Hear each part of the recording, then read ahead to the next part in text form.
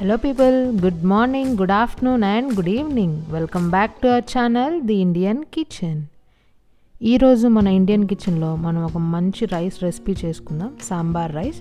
ఇది మనందరికీ ఎంతో నచ్చే ఫేవరెట్ రెసిపీ అన్నమాట. ముందుగా ఈ సాంబార్ రైస్ కోసం ప్రెషర్ కుక్కర్లో 1/2 కప్ బియ్యం, 1/2 కప్ కందిపప్పు కడిగి పెట్టుకున్నాను.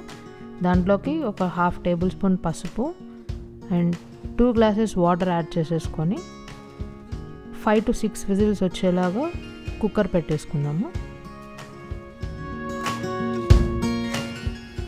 ఈ కుక్కర్ వచ్చేలోపు మనం రైస్కి కావాల్సిన వెజిటబుల్స్ అన్నీ కట్ చేసేసుకుందాము.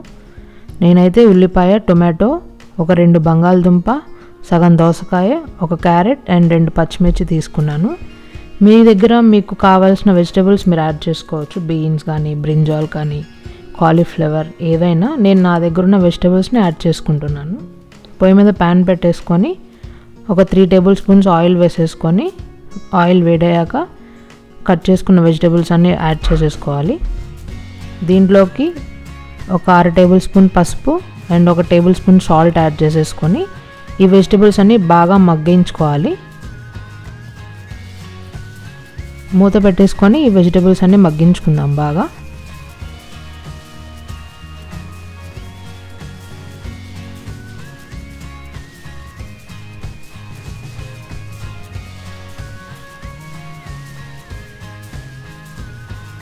ఇప్పుడు ఒకసారి మూత తీసి ఈ వెజిటబుల్స్ అన్నీ ఎంతవరకు ఉడికాయో చూసుకుందాము. ఇప్పుడు దీంట్లోకి ఒక 3 టేబుల్ స్పూన్ల కారం అండ్ 1 టేబుల్ స్పూన్ సాంబార్ పొడి. ఇది ఇంట్లో చేసుకున్న సాంబార్ పొడి అండి. ఈ 2 యాడ్ చేసేసుకొని ఒకసారి మొత్తం కలిపేసుకుందాము. కొంచెం ఇంగువ యాడ్ చేసుకుంటున్నాను. ఇవన్నీ మొత్తం మిక్స్ అయ్యేలాగా ఒకసారి కలిపేసుకొని పచ్చివాసన పోయేలాగా ఒక 2 మినిట్స్ ఫ్రై చేసుకుందాము కారం ఇది.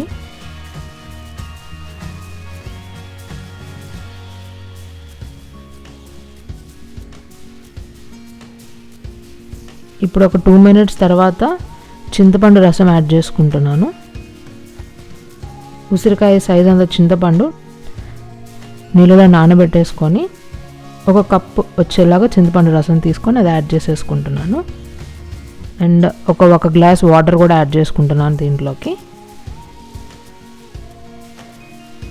ఇంకొంచెం సాల్ట్ యాడ్ చేసేసుకొని ఈ నీళ్ళని బాగా మరిగేలాగా చేసుకోవాలి.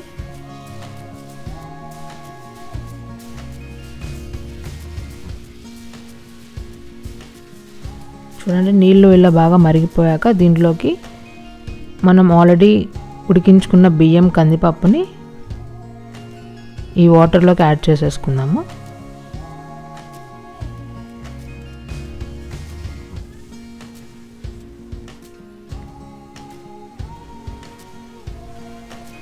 ఈ ఉడికించుకున్న రైస్ అంతా దీంట్లోకి యాడ్ చేసేసుకొని మొత్తం ఒకసారి కలిపేసుకుందాము నీట్గా, ఏమీ ఉండలు లేకుండా.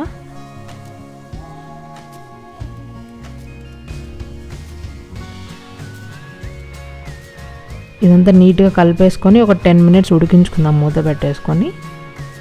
ఈ రైస్ రెడీ అయ్యేలోపు మనం తాలింపు రెడీ చేసుకుందాము.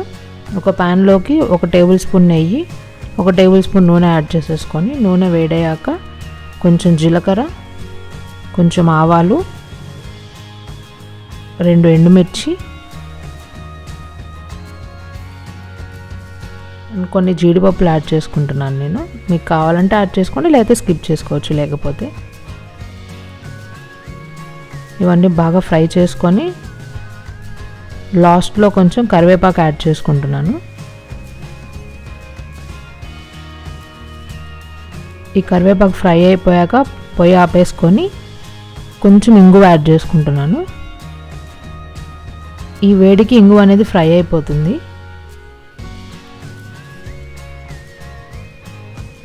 ఇప్పుడు ఈ తాలింపుని రైస్లోకి యాడ్ చేసేసుకుందాము. చూడండి, రైస్ ఇంత బాగా రెడీ అయిపోయింది. ఇదంతా ఒకసారి కలిపేసుకుందాము.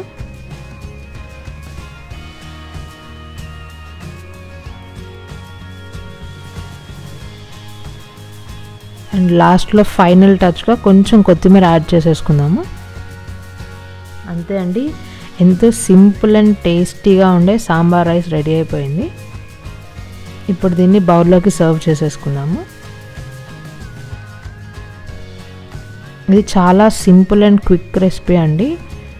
మ్యాక్స్ ఒక 15-20 మినిట్స్ రెడీ అయిపోతుంది మనకి. ఎవరైనా ఇంటికి రిలేటివ్స్ వచ్చినప్పుడు, లేకపోతే మన లంచ్ బాక్స్లోకి చాలా ఫాస్ట్గా అయిపోతుంది.